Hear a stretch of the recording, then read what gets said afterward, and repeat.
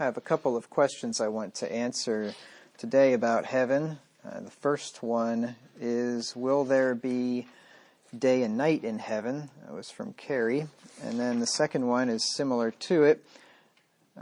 Revelation 21:25 says, "For there shall be no night there." Does that mean that we will not sleep or need to sleep? That's from Karen. So this is all I'm going to get to this morning. It may be slightly shorter than usual, but the next question will take a lot longer, and I don't want to get into it without sufficient time. So, will there be day and night in heaven? And the short answer is yes, it does appear that there will be, unless one just takes the verses that I'm going to read and just makes them all figurative. But I think if you take them at face value, then yes, definitely there will be day and night in heaven. It says that in the present heaven, the angels worship God and the saints serve God day and night. It actually specifically says that in Revelation 4 and verse 8. Revelation 4:8, it says, "The four beasts had each of them 6 wings about him, and they were full of eyes within, and they rest not day and night, saying, Holy, holy, holy, Lord God Almighty, which was and is to come." So this is in the present heaven at this point in Revelation chapter 4. And these 4 beasts, which are, I'm assuming some type of angel or angelic being or something like that, they they rest not day and night. So, like I said, unless you're just going to totally whatever the word is there, make it figurative, it certainly appears there's day and night in heaven. The saints also sing to God, serve God day and night. We're told in Revelation 7 and verse 15. Revelation 7:15. It says, "Therefore are they before the throne of God." This is talking about those who have had their robes washed in the blood of the Lamb and had them made white. It says, "Therefore are they before the throne of God and serve him day and night in his temple, and he that sitteth on the throne shall dwell among them." So this is in heaven, in God's temple, and it says there they serve him day and night.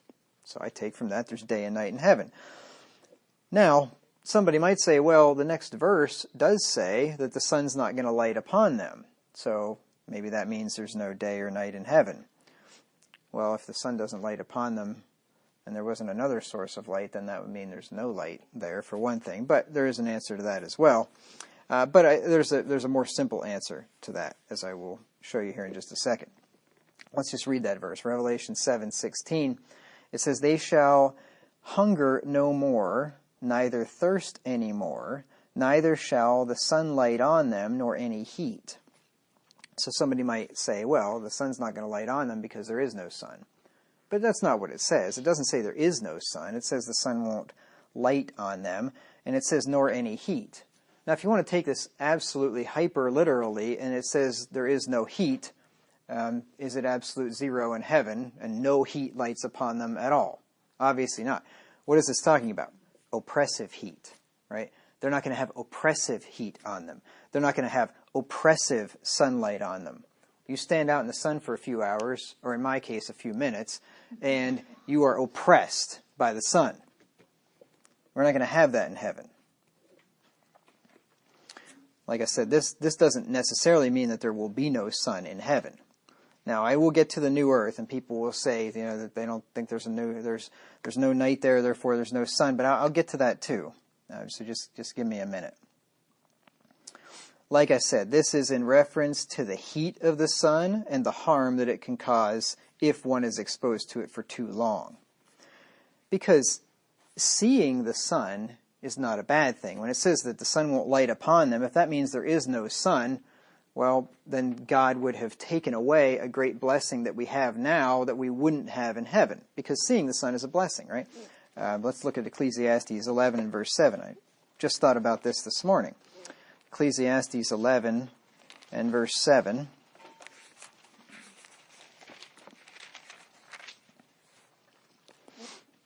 I had to flip for a while this morning to find this verse because I didn't have my computer open or anything.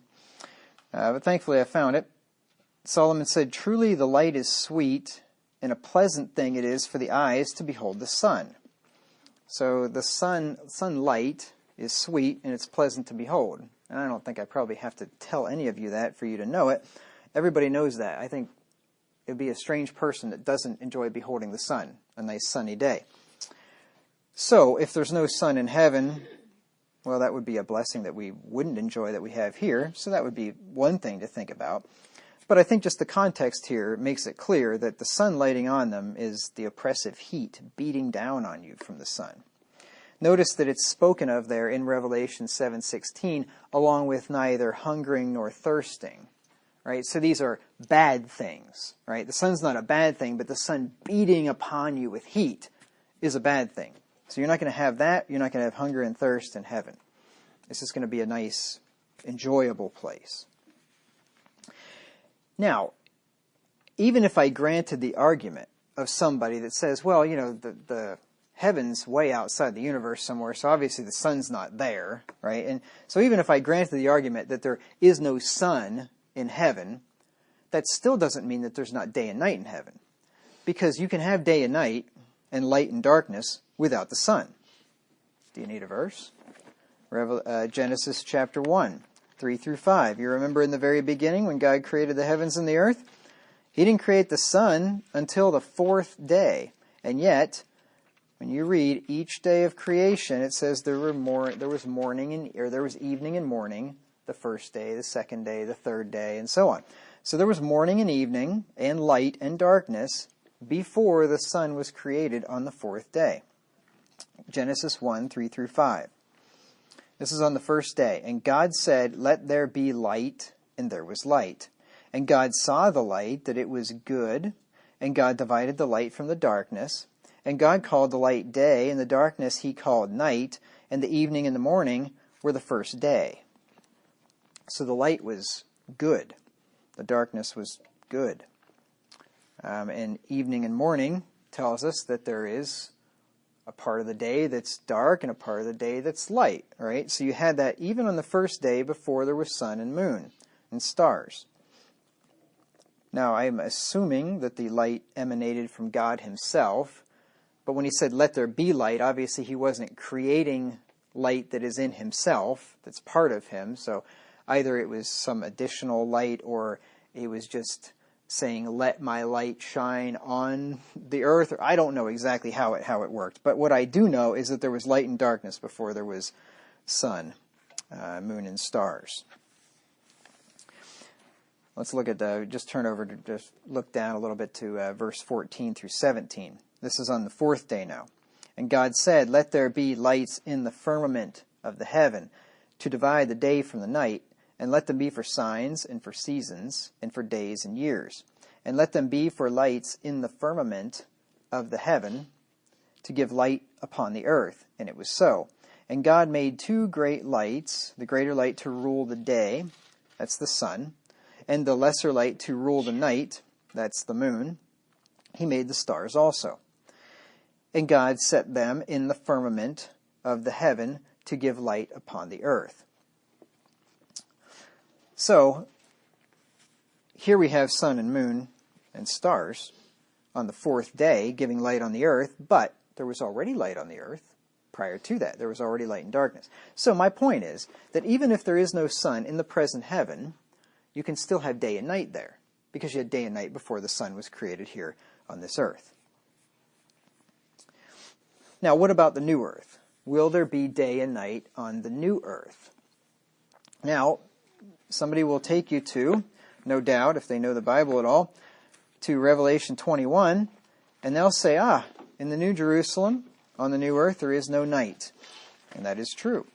Revelation 21, 23 through 25. And then they'll take that verse, and then a phrase in that verse, and they'll say, no night, there's no sun, therefore there's no sun on the new earth. But they've missed an important fact, which I will point out here in a minute. Revelation 21, 23 through 25. It says, in the city, remember that, the city, I want to emphasize that. And the city had no need of the sun, neither of the moon, to shine in it. For the glory of God did lighten it, and the Lamb is the light thereof. And the nations of them which are saved shall walk in the light of it, and the kings of the earth do bring their glory and honor into it. We're still talking about the city. And the gates of it, the city, shall not be shut at all by day, for there shall be no night there. Okay, so it is a fact there is no night there in the city. In the New Jerusalem, no doubt about it. No night there. Revelation 22 and verse 5, still talking about New Jerusalem, the city. It says, And there shall be no night there, and they need no candle, neither light of the sun, for the Lord God giveth them light, and they shall reign forever and ever. Now, I'm going to bear down on another point, but I'm going to wait to do that for a little bit here. So we're talking about the city. There's no need for the sun, moon, or other sources of light because the glory of God is the light of it. We just saw that. Remember verse 23? It says there, the glory of God did lighten it, and the Lamb is the light thereof. And in verse 22:5, it says the Lord God giveth them light. Okay, so they don't need sun or candle or anything because God himself is the light of it. If you turn over to Revelation 1 and verse 16, this verse corroborates what we just read there, because it said there that the Lamb is the light thereof in Revelation 21:23. And in Revelation 1 and verse 16, it says that the face of our Lord Jesus Christ shines as the sun in his strength. Revelation 1:16 says, And he had in his right hand 7 stars, and out of his mouth went a sharp 2-edged sword, and his countenance was as the sun shineth in his strength. What an amazing person Jesus Christ must be to behold in his glorified state. You remember when he was on the Mount of Transfiguration, and his face shone like the sun, it was said. You remember that. It's recorded in at least 3 of the Gospels. And they couldn't even behold his face. It was so bright shining. And that was a foretaste of the glorification of the Lord Jesus Christ. He hadn't even been resurrected from the dead and glorified yet, but that's a foretaste of what he would look like after he had been glorified. So, if Jesus Christ is in the New Jerusalem and his face is shining like the sun, yeah, you don't need the sun or candles or other lights, because that's going to be plenty of light, isn't it? Now remember, I'm not going to read these verses again because I just read them, but the original earth had day and night before and after the sun and moon were created, right? Genesis 1:3-5, and then 14-19. Actually, I will read the last couple of verses here, 18 and 19 of Genesis chapter 1, because I didn't read those yet. Genesis chapter 1, 14, let's just do 18-19. Genesis 1, 18-19.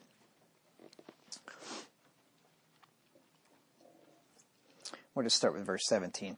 And God set them in the firmament of the heaven to give light upon the earth, and to rule over the day and over the night, and to divide the light from the darkness. And God saw that it was good, and the evening and the morning were the 4th day.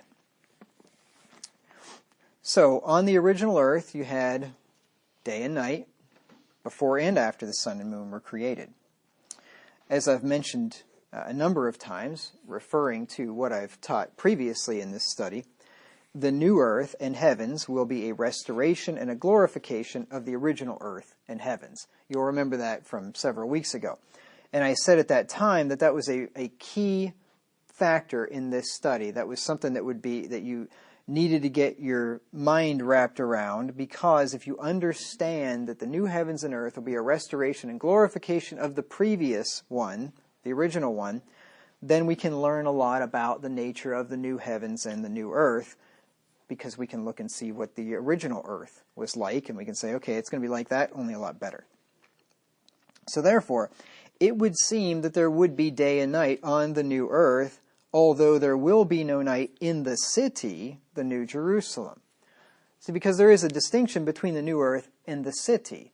The new earth, let me say it this way, the city is not the new earth. The city comes down to the new earth. I'll show you that. I've showed you it in the past. I'll show you that verse again. But the city is not the entirety of the new earth. The city is just that. It's a city. It's a gigantic city, and we'll get to that later on in this study. And when I say gigantic, I'm talking like a big chunk of the United States big, like 1,500 miles square and cubed. A big, big, big city. But nevertheless, it is not the new earth. There is the new earth outside the city. Remember, it said that the kings of the earth bring their glory into it, into the city, which means they were outside of it when they bring it into it, right? So we'll talk about all that later in this study. But there is a distinction to be made between the city and the new earth. And it said specifically there that there was no night in the city. There was no need for the sun in the city. And it shouldn't be hard for us to understand, especially in this modern age, of a city that wouldn't need the sun.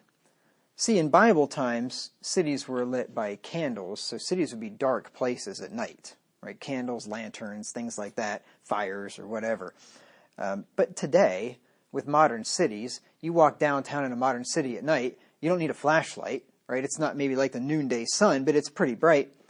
Think about sports stadiums. You go to a sports stadium at midnight, and it's pretty much bright. I mean, you look down there at the field, it's like daylight, right? So it shouldn't be any great thing to imagine a city that didn't need the light of the sun if God is the light source of it. But the new earth, the rest of the new earth, would be a different story. So there will not only be a new earth, you'll remember, but there will be new heavens, period. And Peter's clear about this. He doesn't just say heaven, but he says heavens. There'll be new heavens and earth in 2 Peter 3 and verse 13. So I'm going to build a point off of this, so just stay with me. 2 Peter 3 and verse 13. Peter says, "Nevertheless, we, according to his promise, look for new heavens and a new earth, wherein dwelleth righteousness." Heavens and new earth. So that means that we are looking for, in the future, at least 2 heavens, because it's in the plural. Now, right now, we have 3. There are 3 heavens, and I've talked about that in this study already. Let me just define heaven for you again. It's the expanse in which the sun, moon, and stars are seen, which has the appearance of a vast vault or canopy overarching the earth, on the face or surface of which the clouds seem to lie or float, the sky, the firmament. That's the primary definition. And as we've seen before, there are 3 heavens now. Now let's turn back to Genesis chapter 1. I'll show you the first heaven. That's where the birds fly. Genesis 1, 7 through 8, and verse 20. Just going to refresh your memories here. Genesis 1, 7 through 8, and verse 20. "And God made the firmament, and divided the waters which were under the firmament from the waters which were above the firmament." So that's the clouds. The clouds are the waters above the firmament. The seas are the waters below the firmament. "And it was so. And God called the firmament heaven. And the evening and the morning were the second day." I've talked about the flat earth thing before. I did a couple of sermons on it, and it is a thing, and I know a number of people actually that believe in it. And they think the firmament is some hard dome or something. And they still think this despite the fact that the Bible tells you straight up, flat out what it is. And God called the firmament heaven. And I just read you what heaven is. It's the expanse in the sky where the birds fly. And I'll show you that. The firmament is not some hard dome. It is the atmosphere. And it is outer space. And the Bible will tell us this. Verse 20, "And God said, Let the waters bring forth abundantly, and the moving creature that hath life, and the fowl that may fly above the earth in the open firmament of heaven." The firmament is the sky. where the birds fly. It's not a hard dome. Birds can't fly in a hard dome. When's the last time you ever saw a bird flying inside glass? You don't fly in glass, right? Birds fly in the air. That is the firmament. Just because the word firmament has the word firm in it doesn't mean that it's something hard, right? You don't just take a piece of a word and say, oh, it has this word in it, right? Therefore, it means that.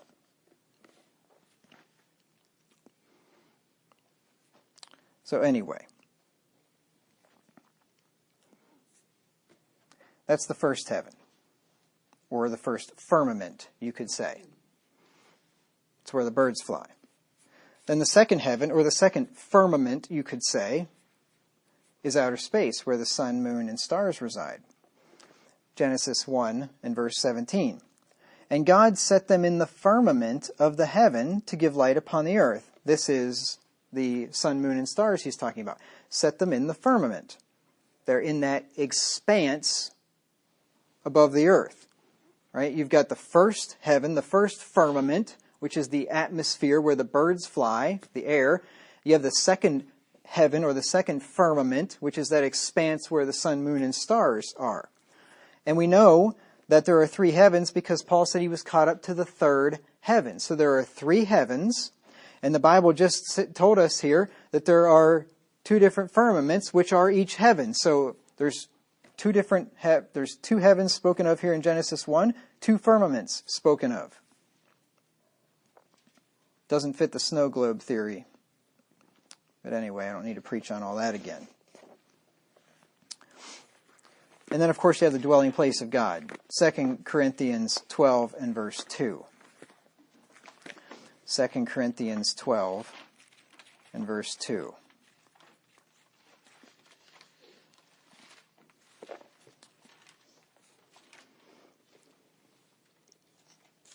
It says, I knew a man in Christ about 14 years ago, whether in the body I cannot tell, or whether out of the body I cannot tell. God knoweth, such an one caught up to the third heaven. Okay, so this is the heaven where God dwells, the third heaven, which demands that there are two other heavens, and we just read about them in Genesis. The atmosphere and outer space, where the birds fly and where the sun, moon, and stars are. Now, when the new heavens and the earth are created, paradise and the new Jerusalem where God dwells will come down to earth, and God will dwell in them. Let's look at Revelation 21 and verses 1 through 3. So what's going to happen is, on the new heaven and the new earth, we're going to have the third heaven come down to earth, and there's only going to be two heavens left then. Because the third heaven where God dwells is going to come to earth. So, I mean, I guess if you want to say three heavens, you got one heaven on earth, you got one heaven where the birds fly, and you got one heaven where the stars are. So, I mean, I guess you could still have three heavens, but the third heaven is on earth instead of outside of the earth, like it is now. Revelation 21, 1 through 3. Revelation 21, 1 through 3. And I saw a new heaven and a new earth, and the first heaven and the first earth were passed away, and there was no more sea. And I, John, saw the holy city, New Jerusalem, coming down from God out of heaven, prepared as a bride adorned for her husband. And I heard a great voice out of heaven saying, Behold, the tabernacle of God is with men, and he will dwell with them, and they shall be his people, and God himself shall be with them, and be their God. So God is going to be with his people on the new earth, in the holy city, in the new Jerusalem. So I take that there's probably going to be no third heaven beyond the bounds of the universe anymore, because that place, the new Jerusalem, the Father's house, the city, the Garden of Eden, all that stuff up there is going to come down here to the new earth. So you have heaven on earth.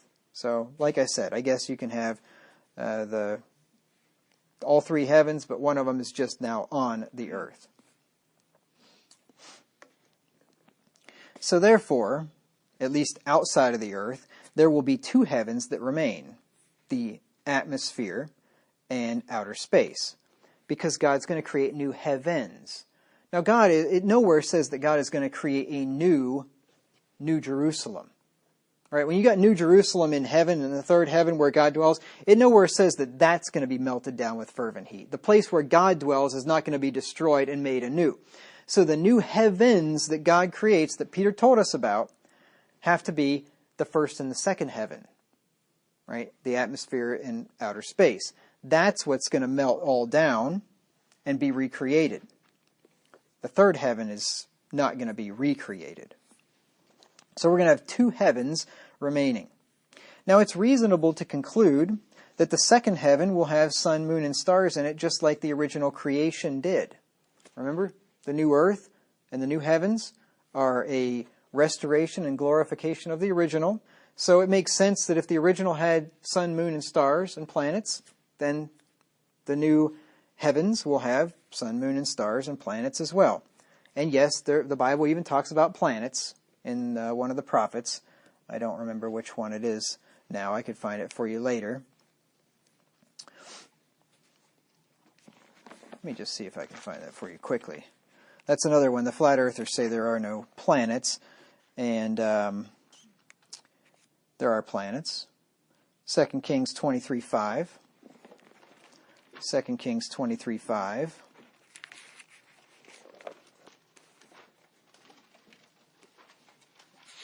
I haven't mentioned flat earth for a while, but it keeps cropping up. It's just one of those things that won't die, so every once in a while I have to talk about it. And I have further arguments than I even had back then. I read a bunch of books after I did that, or two large books on the topic, for and against, and learned some additional things and have proofs why the flat earth is bunk. 2 Kings 23 and verse 5, and he put down the idolatrous priests whom the kings of Judah had ordained to burn incense in the high places in the cities of Judah and in the places round about Jerusalem, them also that burned incense unto Baal, to the sun and to the moon and to the planets, and to all the host of heaven. Sun, moon, planets, and stars, host of heaven. There you go. Flat earthers say there's no planets. The Bible says there is. Or at least some flat earthers say there's no planets. What the heck? I'll just tell you one of the best arguments for it. Why not? You haven't heard this before, I don't think. So, in the flat earth model, it's just a little rabbit. Maybe it's a fat one, but it's, this is not like some water buffalo or something that I'm chasing here. But so on the flat earth model, you got the snow globe looking thing, right? And you've probably seen the maps of the flat earth before, possibly. And the equator would be a circle in the middle of the flat earth, and then the Tropic of Cancer is a smaller circle, I think north of there. Tropic of Capricorn is a larger circle south. There is no north and south exactly, but anyway, so just imagine a circular flat earth thing, and you have one circle in the middle of it, which is the equator. You have another circle that's bigger than that, which would be, I think, the Tropic of Capricorn, and one circle that's smaller than that, which is the Tropic of Cancer, okay? And those would correspond to the globe, where you have the equator in the middle, the Tropic of, I'm going to say Cancer up in the northern hemisphere, Tropic of Capricorn in the southern hemisphere, okay? And what happens in reality is that on March 21st and on September 21st, the sun is revolving around the equator, right? It's right directly above the equator. On June 21st, the sun is revolving around the Tropic, I'm going to say, of Cancer. I forget which is which. But anyway, Cancer, northern hemisphere. That's why the days are a lot longer during the summertime, because the sun is higher in the sky. We can see it in the sky for longer periods. In the wintertime, by December 21st, it's revolving around the Tropic of Capricorn in the southern hemisphere. Okay? That's what happens in reality. And so the sun moves from revolving around Capricorn in the southern hemisphere, and it does like a helicoil pattern as it revolves around, this is if you're a geocentrist like I am, okay? If you're not, then you got the Earth tilted and all that stuff. But anyway, either way, however you want to look at it, the sun is moving in the sky from the south of the sky towards the north of the sky. You ever notice in about December, the sun is really low in the sky? It comes up in the south, and it comes up and it sort of goes across the south sky. In the middle of the summertime, the sun's going straight overhead, right? So it's high in the sky. All right. So that's what happens on the globe, right? Now, on the flat Earth has to take account of this. And so they say that the sun is moving around just over top of the Earth, just in a circular pattern over top of the Earth, not around it, right? But just over top of it. And that at the equinoxes in September and March, it's moving around the equator, you know, that middle circle. And then by the time you get to June, it's moving around that smaller circle inside the equator. And then when you get down to December again, it's moving around the bigger circle. You know, so it would be going over like Australia, southern South America, things like that. When in the summertime, it would be up near the middle of the flat Earth, and it would be revolving around, you know, North America, northern North America, and so on. Okay. So there's a big problem with that. Because the Tropic of, I'm going to say, I hope I don't have these wrong, but anyway, the Tropic of Cancer on the globe is the one in the northern hemisphere. On the flat Earth, it's the small circle in the middle of the flat Earth. Okay. On the flat Earth model, the Tropic of Cancer, I'm going to be so mad if I have this backwards. The Tropic of Cancer is half the size of the Tropic of Capricorn. Okay, half the circumference, because it's a much smaller circle in the middle of the flat Earth. So you get the smaller circle, you got a bigger one for the equator, and then you got a much bigger one, which is the other tropic. And the one tropic is half the size of the other tropic. Okay, half the circumference. But the sun takes 24 hours to make its revolution around the Earth, regardless of whether it's December or whether it's June. The sun always takes 24 hours. The days are always 24 hours long, right? You got more day than night, you know, during that time, but always 24-hour days. The sun always takes 24 hours to make its revolution. Now, if the sun takes 24 hours to revolve around the Tropic of Cancer, and it also takes 24 hours to revolve around the Tropic of Capricorn, which is twice as big, what's happening? The sun is moving twice as fast in the wintertime, in December, as it's moving in the summertime. It's moving twice the distance in the same amount of time. It's moving twice as fast. Now, I don't know about you, but in the wintertime, do you look up and just see the sun whiz by, like twice as fast as it normally does? Sun goes the same speed all the time. I can further prove it to you. There's a place called Christchurch, New Zealand. There's a place called Edmonton, Canada. Those cities are exactly equidistant from the equator. One south of the equator, one north of the equator. Exact same distance. Even Edward Henry in his book, The Greatest Lie on Earth, which is him defending the flat Earth, he admits this is where I got the idea. I mean, the guy refuted himself in his own book. Down in New Zealand and up in Canada, same distance from the equator, they have the exact same amount of daytime and nighttime in their respective seasons. So in the wintertime, New Zealand, Christchurch, New Zealand, has the exact same time of daylight and darkness as Edmonton does. I think it's Edmonton. It's a city in Canada anyway. As Edmonton does in the opposite season. So if I forget what I said, but in December, there's the exact same time amount of daylight and darkness as there is in June up in Canada. Which means that the sun is moving the exact same speed all year long, that the days and nights are proportionally exactly the same. But if the flat Earth was true, in the wintertime, down in South America, in New Zealand, in the wintertime, in December, that sun would be zipping across the sky twice as fast as it is up in Canada in the summertime there. That is irrefutable proof. Case closed. There is that is inexplainable on the flat earth.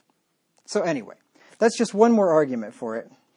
Why I felt the need to do that, I don't know, but I don't know. Errors just bother me, no matter what the nature of them are, how big or how small they are, and especially errors that make Christians look dumb when they maintain things like a flat earth and then totally discredit everything else they believe, and they can say, oh, you're one of those guys. So anyway, just wanted to give another proof of that. Where was I?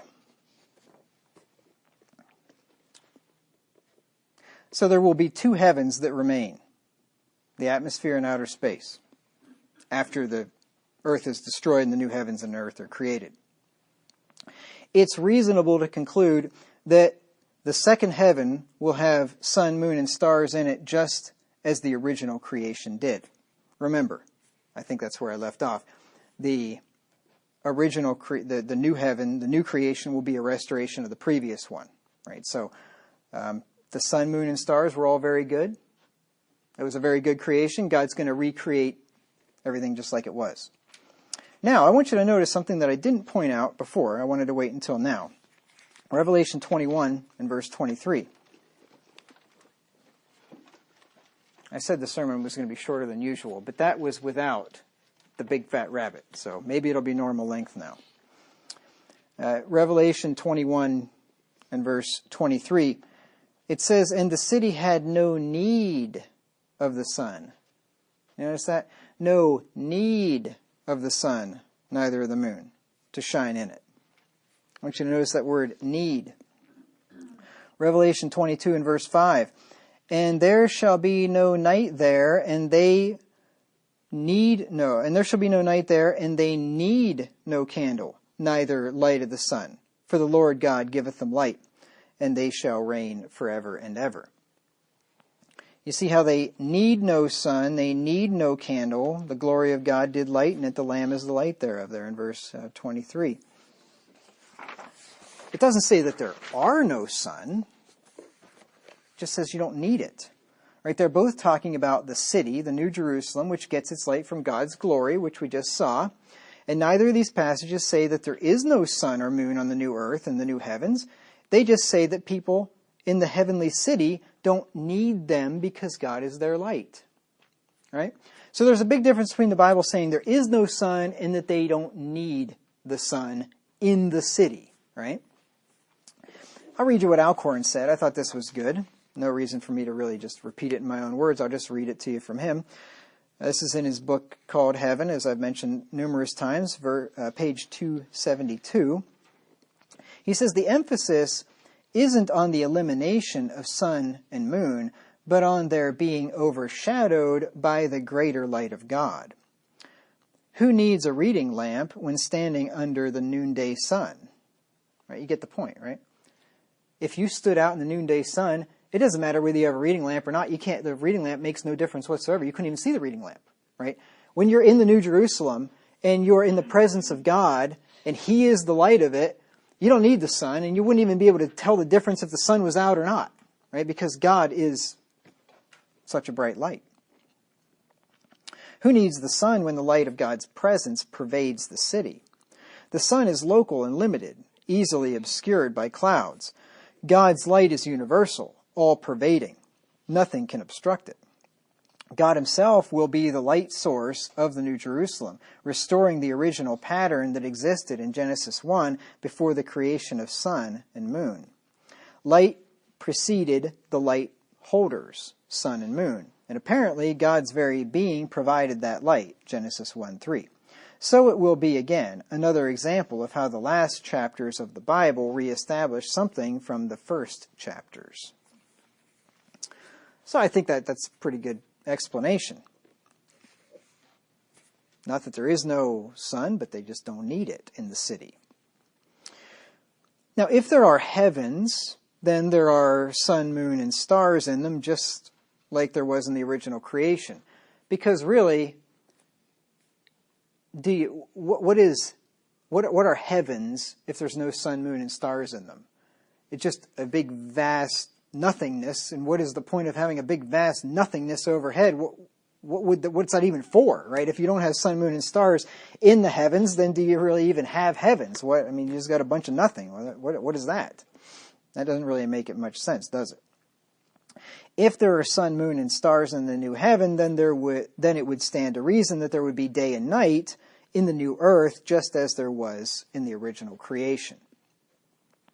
Remember, it says there's no night there in the city, but what I'm showing you is that there probably is night in the new earth. There is day and night in the new earth, just like there is in this earth. If there was no night on the new earth, then what would be the point of having heavens with moon and stars in them that would never be seen? If you have heavens without moon and stars, that doesn't make a whole lot of sense. But if you had heavens with moon and stars, but it was never nighttime and you could never see them, what's the point of that either? Why would you even have them if it's never nighttime and you can't see them? Think about what is the purpose of the heavens? The heavens declare the glory of God. The firmament showeth his handiwork. Now, when it says the heavens, of course, it's talking about the bodies in the heavens, right? Not just the vast expanse of nothing. That doesn't declare the glory of God so much. If you just looked up and there's nothing, and you say, wow, God is amazing because there's nothing. That wouldn't make any sense, right? So the heavens declare the glory of God. How much more so on the new earth? Wouldn't they still declare the glory of God? Wouldn't it be amazing on the new earth to be able to look up with your eagle eyes, or better than eagle eyes, and see like a multitude of billions and trillions of stars, and just glory in the Lord that made it all, and just marvel every night? I think so. Now here's just another thought, and I don't know exactly how this would play out in practice, nor do I want to find out. But there is day and night in the lake of fire after the resurrection. Look at Revelation 20 and verse 10. Revelation 20 and verse 10. It says, "And the devil that deceived them was cast into the lake of fire and brimstone, where the beast and the false prophet are, and shall be tormented day and night forever and ever." Now, somebody could say, oh, this is just figuratively speaking. But if it's figuratively speaking, why not just say forever and ever? Why not just say continually? If it's figuratively spoken of that the saints serve God day and night, and that just means continually, why didn't God just say they serve him continually? Why say day and night if there's not day and night? So in some way, I guess there's day and night in the lake of fire. I don't know exactly how that works, but I don't see any reason why there couldn't be. That's what it does say. Revelation 14 and verse 11. That could be part of the punishment. When life's going really badly, sometimes the only enjoyment you can get is to go to bed and sleep. Well, what if nighttime comes in the lake of fire and you can't sleep and you're just awake all night long, you got insomnia or whatever? I don't know. I'm just speculating at this point. But Revelation 14 and verse 11 says, "And the smoke of their torment ascendeth up forever and ever, and they have no rest, day nor night, who worship the beast in his image, and whosoever receiveth the mark of his name." No rest, day nor night. So if there's day and night in the lake of fire after the resurrection, would it not be reasonable to conclude that there would be day and night on the new earth after the resurrection, just like it was in the beginning in the original creation?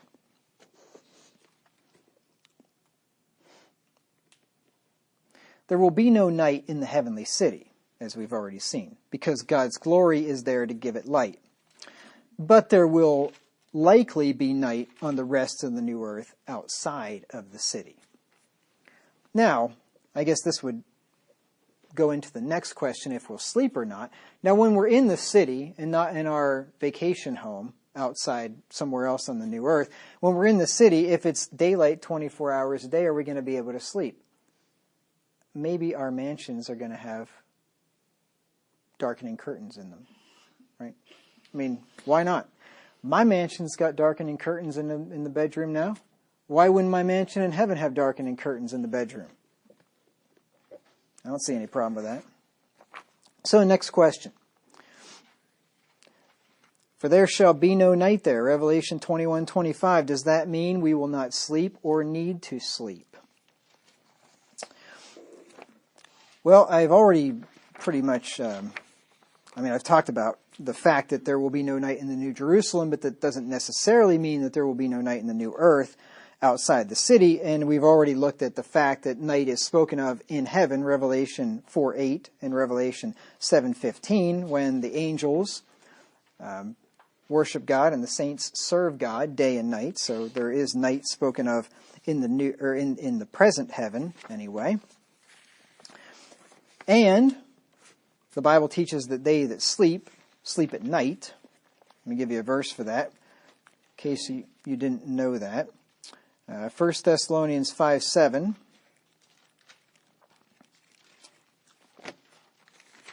Most people sleep at night. There is the occasional person that works the night shift that sleeps during the day like Dawn, but most people sleep at night anyway. So 1 Thessalonians 5 and verse 7 says, "For they that sleep, sleep in the night, and they that be drunken are drunken in the night."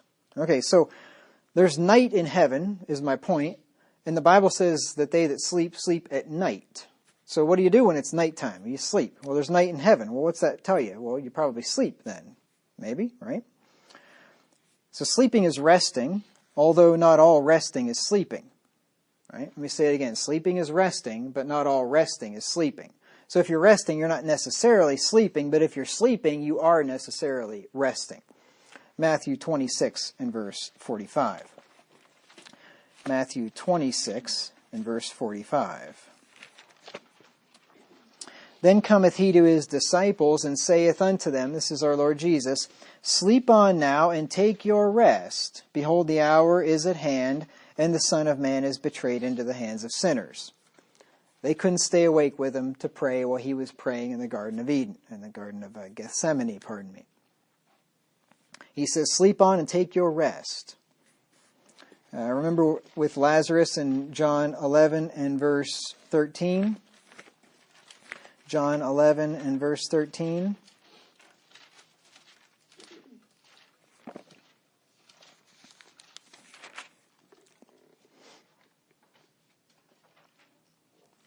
"Howbeit Jesus spake of his death," that is, of Lazarus' death. "The disciples said, if he sleep, he shall do well. Howbeit Jesus spake of his death, but they thought that he had spoken of taking rest in sleep." Okay? So, when you sleep, you rest. To rest is to take repose by lying down, and especially by going to sleep, to lie still or in slumber. Now, I've made this point to make this next point, that spirits and souls of people rest in the present heaven. It says in Isaiah 57 and verse 2, they will rest in their beds. Isaiah 57 and verse 2.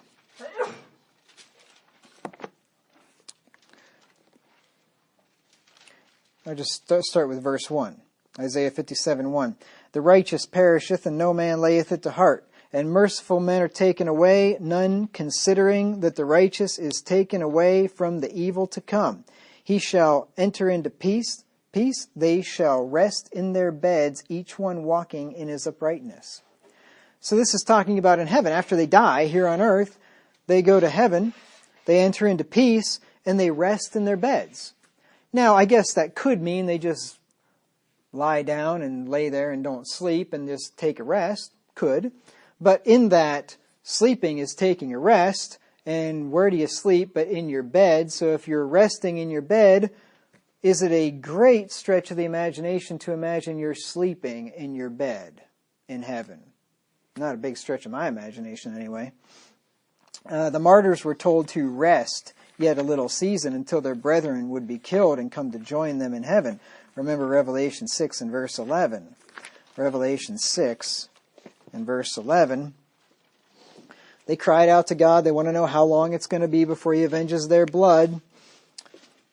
And in verse 11, "And white robes were given unto every one of them, and it was said unto them that they should rest yet for a little season until their fellow servants also and their brethren that should be killed as they were should be fulfilled."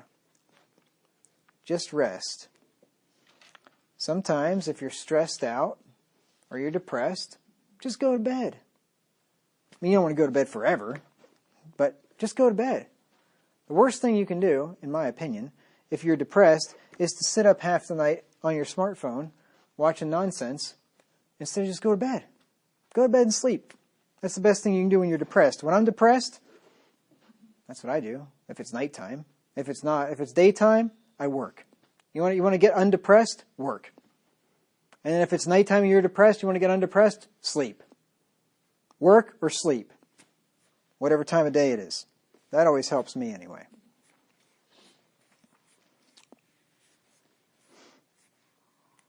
But sleeping during the day is going to make you more depressed. And watching YouTube videos at night is not going to help any matters at all.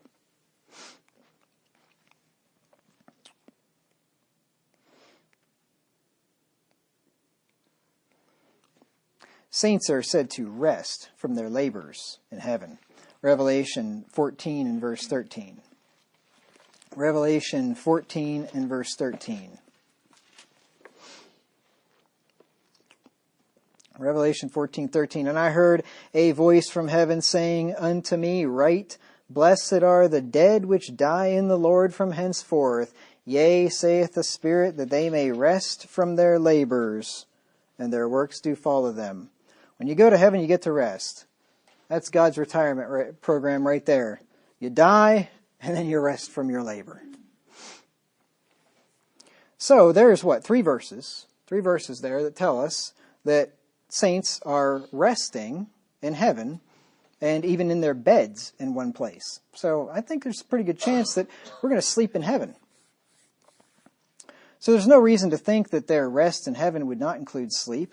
I don't know why that would be the case.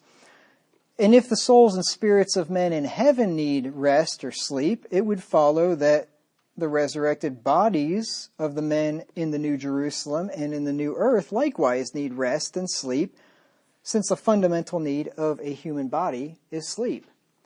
Because I just had this thought this morning as well. You don't want to confuse heaven with God. You don't want to confuse when we get to heaven with being God or something. Just because God doesn't need to sleep doesn't mean that we don't need to sleep, and we won't need to sleep when we get to heaven. I had looked up this one this morning too. Psalm 121 and verse 4. This will be the last verse that I have for you. Psalm 121 and verse 4. This one I couldn't find through flipping. I was running out of time, so I had to pull the old concordance off the shelf. Psalm 121 and verse 4, Behold, he that keepeth Israel shall neither slumber nor sleep.